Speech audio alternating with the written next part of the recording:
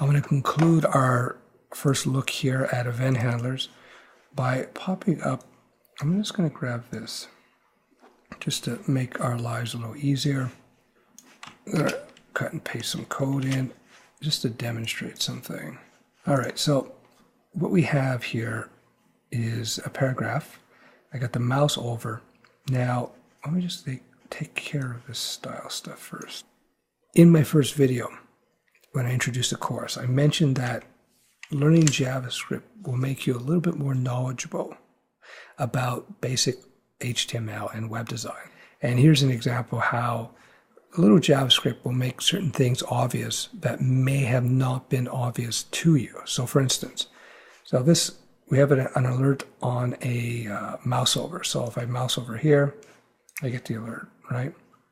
Over this paragraph. Now watch this. I'm going to mouse way over here, and it still pops open, right? Way over here.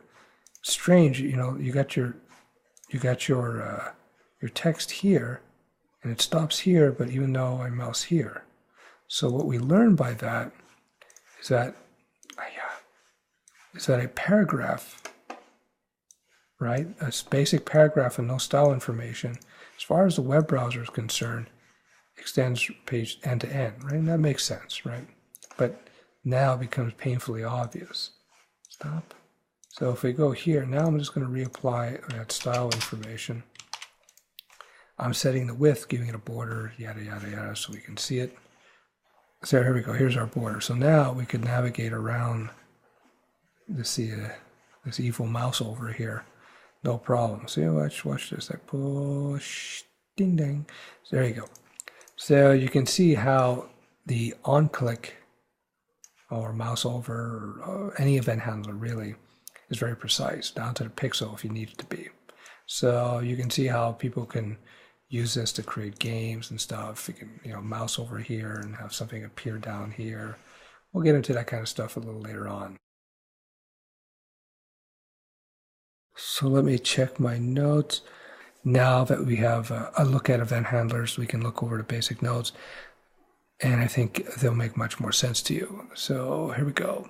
Event handlers are built-in mechanisms that basically scan for events or actions to happen. So we applied onload here. So basically we told JavaScript that we should scan for this. When this page loads, we want to do this. You know, we told it here. When somebody clicks on this paragraph, do this. By applying the event handler, we are essentially sending a command to the JavaScript engine to start scanning for a click on this paragraph and on the body when the body loads. So it's pretty cool. So you can think of them as little sentinels or little guard posts or little guards checking out for things, particular actions that you want to catch. And these actions are defined by the event handler you choose to apply to the particular element. I hope that makes sense. One more time, event handlers are built-in mechanisms that basically scan for events, actions to happen. For example, when somebody clicks on the mouse on a piece of text, that's on click. When someone moves the mouse over an image, that's on mouse over. When a page is loaded into the web browser, on load. One point, if it's not already obvious, event handler names, example on click, are examples of keywords in the JavaScript language.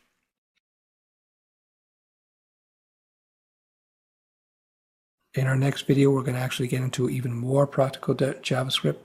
What I suggest that you do now is set up some paragraphs, maybe some images, apply some event handlers to them on mouse over, on click, etc.